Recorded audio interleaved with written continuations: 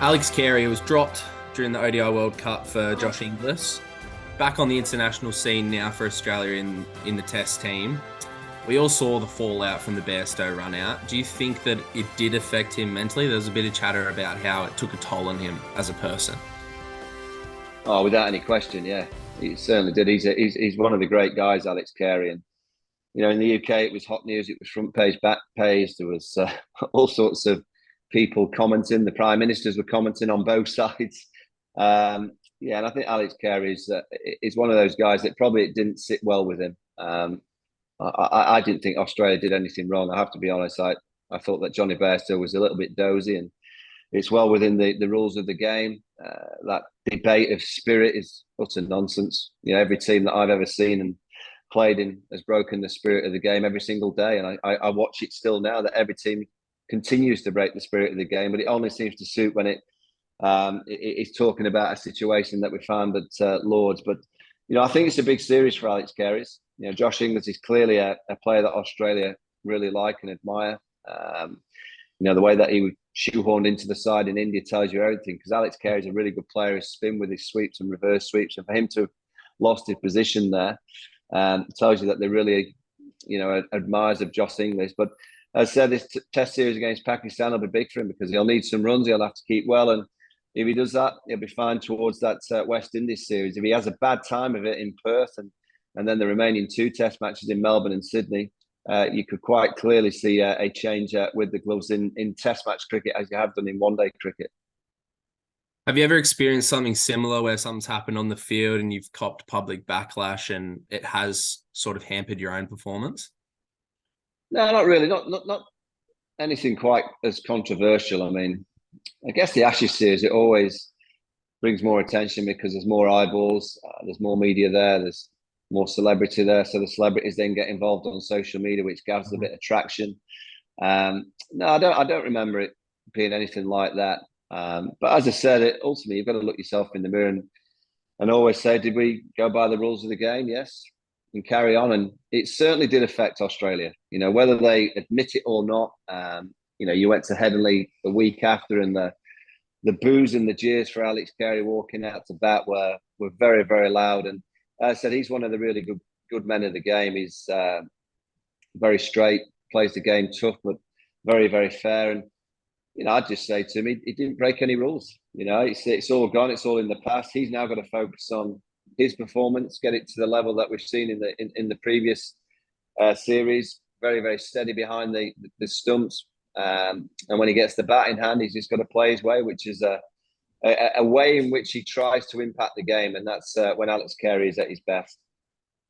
You touched on it already. His batting is the part of his game that's under a microscope. His glove work is probably the best in the country. What do you think we can expect of him this series? Will he come out with a bit more of an aggressive mindset, batting down at 7? Obviously, he's got Marsh surrounding him, who's also an aggressive batsman. They could really get Pakistan on the back foot here. Yeah, I mean, he's got to get in first against this Pakistan attack. I would think he might be waiting a while to get a knock. He's just got to be reading the situation. Your number 7 has to read the game, the situation. He can't be thinking about, I need my own personal runs. It's about playing the situation for the team. It might be that he comes in when the Pakistan bowlers are a bit tired. Australia 300 for 5, and he's got to get on with the game and get the game moving forward. But yeah, he'll need some runs, and players don't need to be told. They know that, the talk will be about Josh Inglis, and every failure it'll get louder and louder. He's got to clear that out and watch the ball and react. And if he does that, I think he'll be absolutely fine. England recently announced their test squad for the Tour of India in 2024. One big surprise was Chris Woakes was left out after being player of the Ashes. What do you make of that? Well, it tells you that England think he can't bowl in India. That's as simple as that. I mean, I'm staggered by it, really, that, you've got a player that came into the Ashes series with Mark Wood, and, they were 2-0 up against Australia in 3 test matches, and on the back of a washed out game in Manchester that England were going to win. So those 2 players created the impact that England were lacking in the first 2 games. And to think a few months later that they go to India, and his all-round ability, he bats well, he fields well. I guess they just feel that he's been in those conditions before in the past, and he's just not going to have any impact. They're clearly thinking that it's going to be a 5-match series where spin's going to play a prominent part. They've picked Ray Hanami, they've picked Bashir from Somerset, the off spinner that's only got 10 first-class wickets. They've got Tom Hartley in that squad, Jack Leach, so Joe Root. They've got 5 spin options. And then there's a bit of Jimmy Anderson, Gus Atkinson, a bit of Mark Wood. But I think England are thinking that they're probably only going to play 2 seam bowlers. And with that, Chris Woakes is not the kind of seamer that they're going to require in Indian conditions. But it still does surprise me that you've got a player that was man of the series in the Ashes against the best team in the world, that are Australia, and a few months down the line, he doesn't even warrant a place in the squad to just go on and be a part of that team. And even if it's just for 2 test matches, just holding an end, bowling dots, maybe getting the ball reverse swing, and then offering a little bit with the bat down at number 8 or 9. Yeah, it does surprise me somewhat. So you mentioned Bashir. He's 20 years old, 6'4", 10 first-class wickets. I believe his average was in the 60s. What have you seen of him? What do you make of his selection? Do you think we will see him playing his first Test match this summer?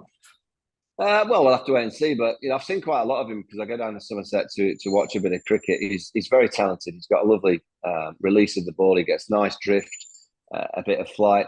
I think you've got to be wary this year that Liam Dawson is a very, very experienced pro. And you probably fancy that Liam would go in a squad of the 15th or 16th pick. But I think England are being respectful to someone like Liam Dawson. What's the point in him going to India for 7 weeks just to carry the drinks and potentially play 1 game when he could be playing in the UAE, could be playing in South Africa, the Pakistan Super League?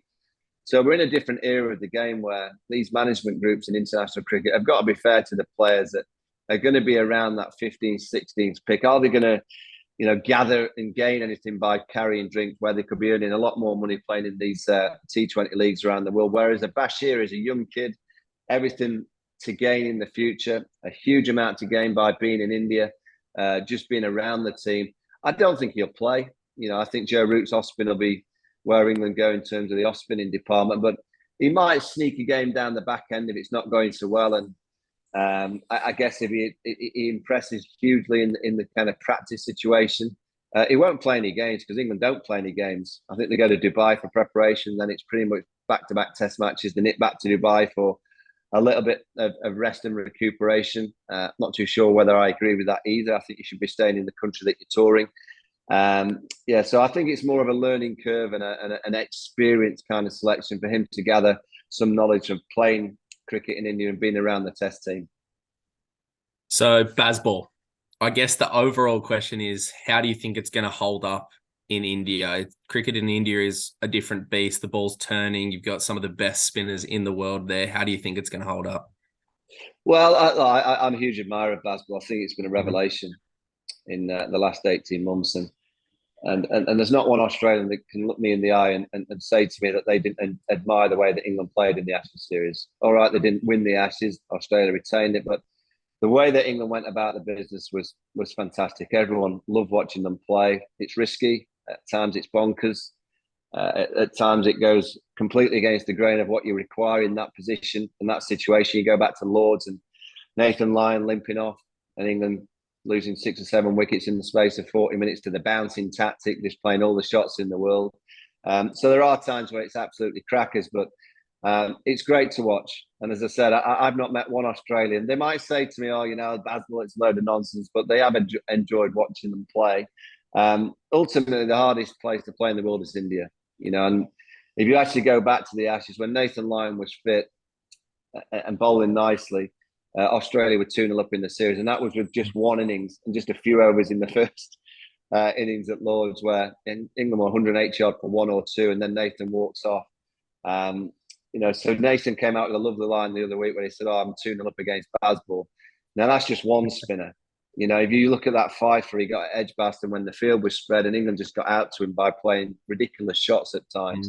If you add in Ashwin, Jadeja, Axar Patel on spinning wickets in India, they may get blown away.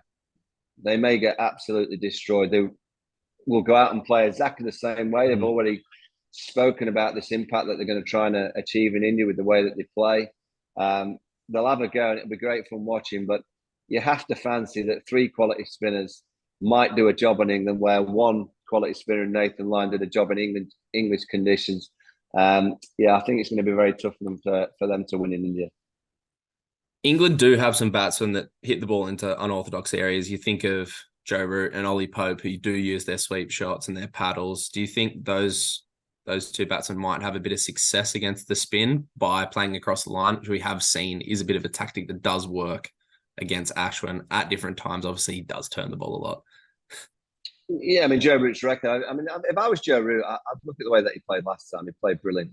You know, the reason why England won that first Test match in India was because of Joe Root's double century, and he's a world-class player at spin. He doesn't need to do too much. I actually look at the way that Joe sometimes plays in the Bazball era, and I think he's changed too much. He didn't need to change a thing. The reason why he's a world-class player is that he's played a certain way for a long period of time, and England needs to bat around the likes of Joe Root. And if the other players play a little bit differently and a bit more expansively, that's fine. But Joe Root should just play his way. Yeah, I'm interested to see how the likes of Ollie Pope obviously missed out with that injury in the Ashes series. So will he get straight back into the side? Will be a question.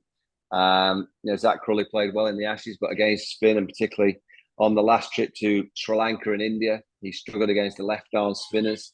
So it's a challenge for him. Has he learned from that experience? So we'll have to wait and see. I think Ben Duckett's a good player. I think he's a really good player at spin.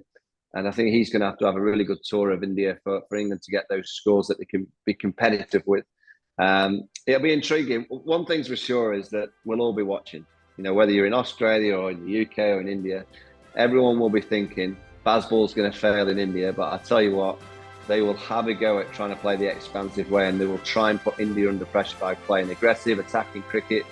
Whether it comes unstuck or not, they're not going to change. It's going to be fun to watch.